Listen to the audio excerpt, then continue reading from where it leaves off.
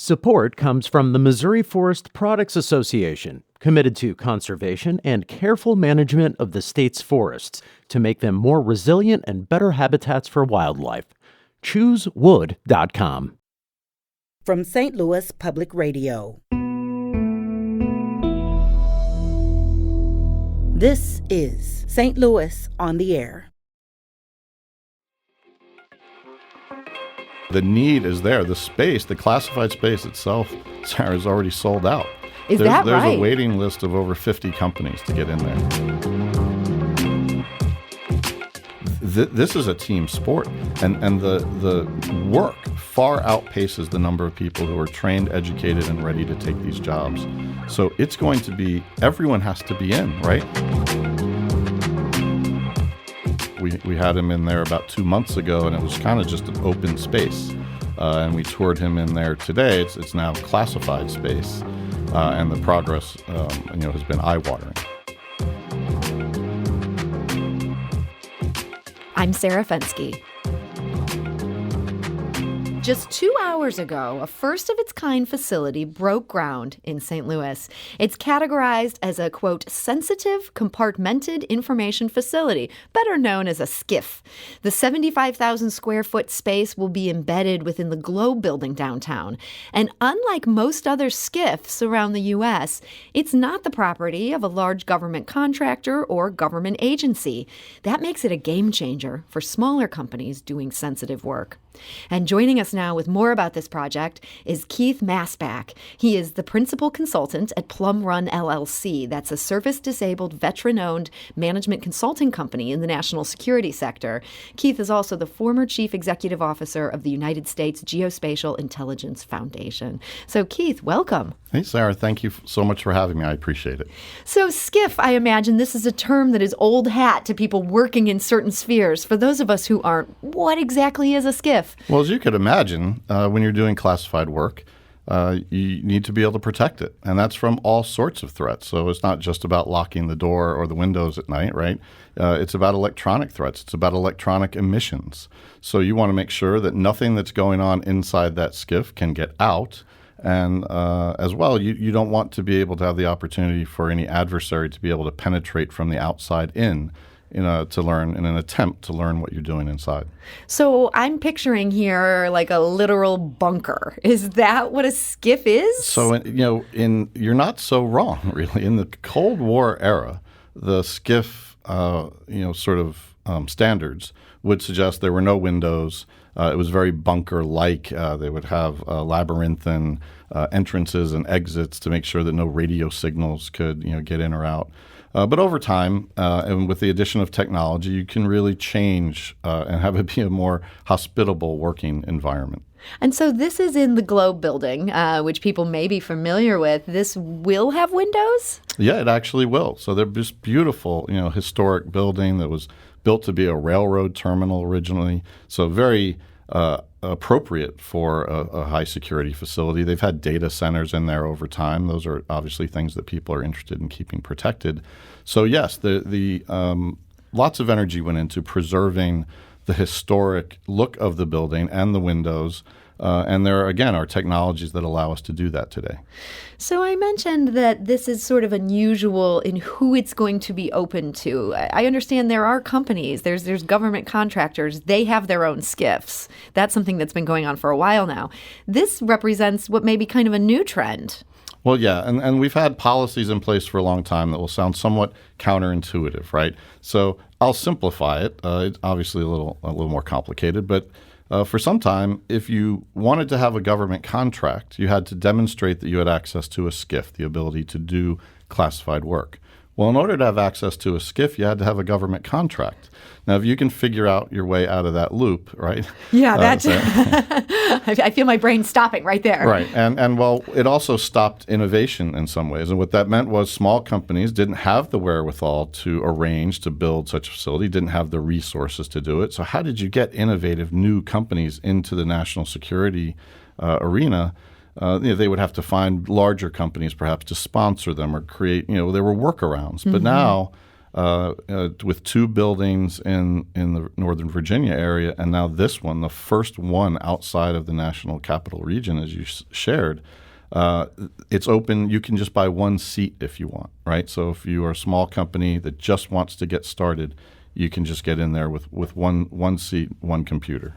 Doesn't that in some ways defeat the purpose? If I'm able to get in there with my 1 seat, couldn't I be the person who, destroys the security of what's being built? Well, you're not getting in there unless you have the appropriate security clearance, right? So you will have had a background check. You will have been brought to the appropriate level to get to the space. This space actually will have level areas at different security levels, and they are segregated from one another, and there's a very clear process for people getting in, working, and getting out. And so the networks are separated, and the entrances and exits are separated, and the conference rooms are separated.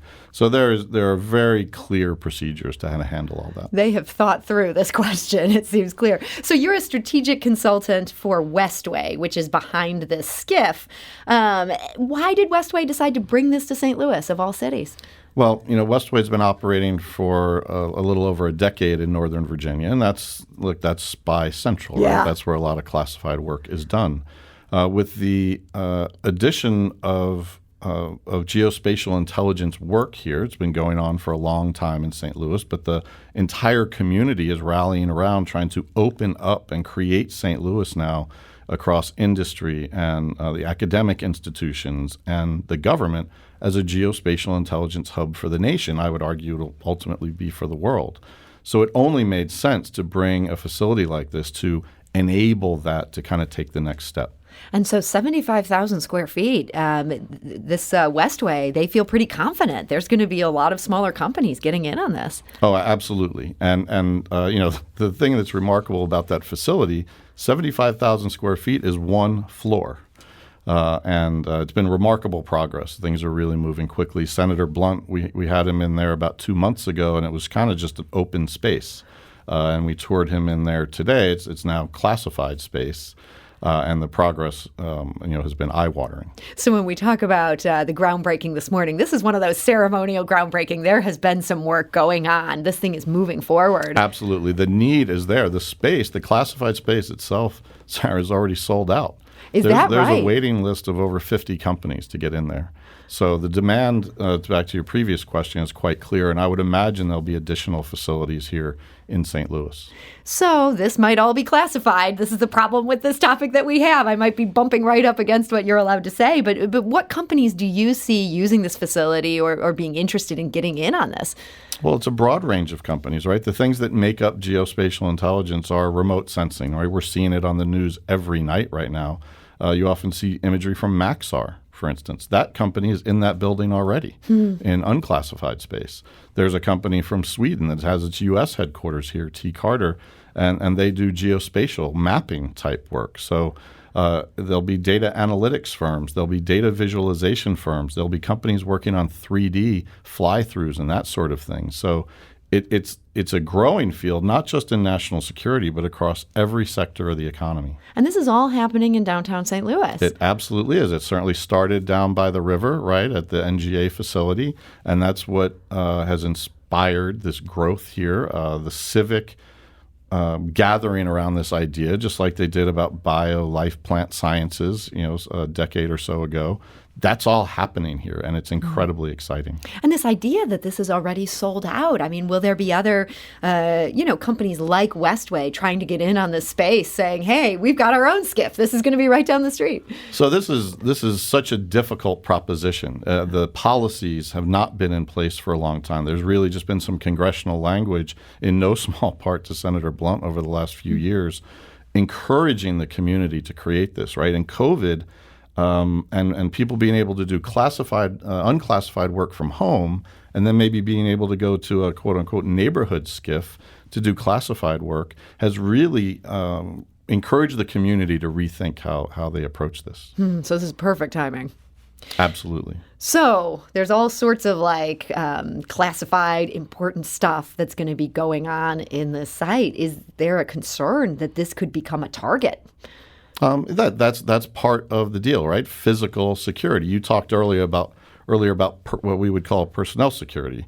That's what is your security clearance level? What's your background? How are you monitored over time? Physical security is about securing the physical plant of the building. And then there's, of course, electronics and emissions security that I talked about previously. So there is an integrated security plan for any SCIF, and this will take into account the area, the surrounding businesses, anything that's going on, anything that looks out of the ordinary. They'll take a look at it. So if I'm walking by this building and I'm engaged in questionable activity, this might not be the best block for that. Yeah, I mean, there is, by its nature, the need to understand, characterize, and understand what normal is outside, inside, and around the facility, and to see when something abnormal happens. Okay. So this is really exciting. And I have to say, it feels like in the last couple of years, learning about this geospatial industry, as you say, this has kind of always been here. But it seems like something St. Louis just wasn't talking about so much. And now it seems to be on everyone's lips. Well, a lot of it, Sarah, was in the national security realm, right? Yeah. Satellites were the provenance of large countries, and they were super secret spy satellites. And the Russians had them, and the United States had them, and not too many other people. Now the number of commercial imaging satellites dwarfs that of nation states, right? Yeah. So it's all out in the open. I mean, let's look at how all of this technology has changed our lives. Uber is a location company. They don't own a car, right? So think about how FedEx and UPS have been enabled by precision location. Think about, again, we talk about smart cities or autonomous vehicles. It's all the same technologies that used to be squirreled away in the national security space have blossomed across all these other sectors. So it seems like St. Louis is really nicely positioned right now for this thing that, as you say, is blossoming. At the same time, there's always some doom and gloom in St. Louis. Does this city have a future? All these big questions. Do you feel like this could be something that could be, our St. Louis 3.0 that we need to be materializing and making this happen? This is it. Absolutely. And something that I mentioned in my remarks at the groundbreaking, Sarah, that I'd like to say here is this is a team sport. And the work far outpaces the number of people who are trained, educated, and ready to take these jobs. So it's going to be, everyone has to be in, right? And whether that's getting a certificate of training or going to a community college or going to Harris Stowe or going to UMSL or going to WashU or SLU, all of these people have to be involved. And there has been a problem in our community of not having it be truly representative of our communities and our nation.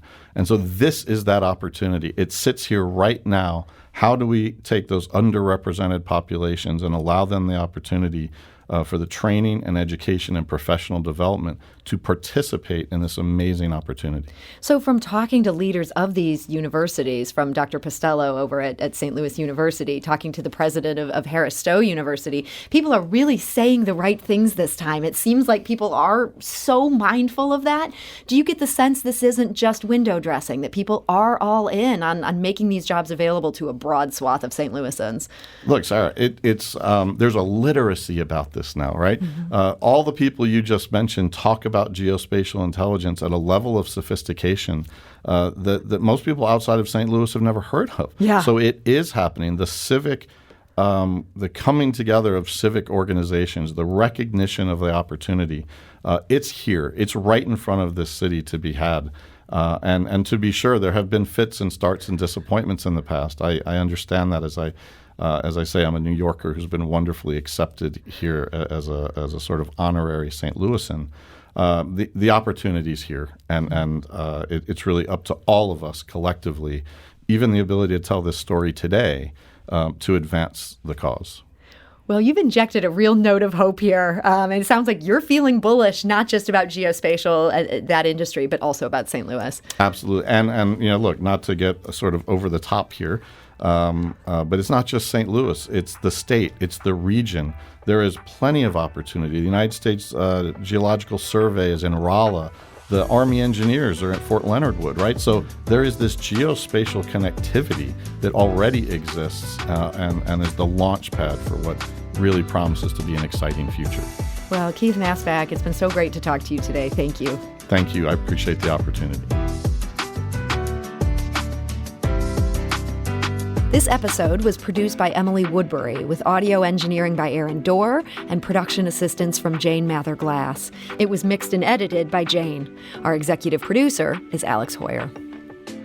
St. Louis on the Air is a production of St. Louis Public Radio. Understanding starts here. Do you find yourself regularly listening to episodes of St. Louis on the Air? Suggest us to a friend you think might enjoy our conversations. And leave us a review and rating on Apple Podcasts on the App Store. It's the simplest way to help people discover our show. Thanks. St. Louis Public Radio is a member-supported service of the University of Missouri, St. Louis.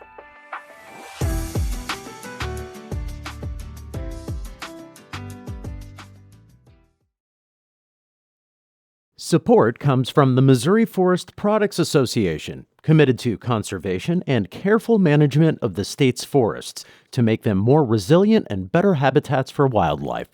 ChooseWood.com.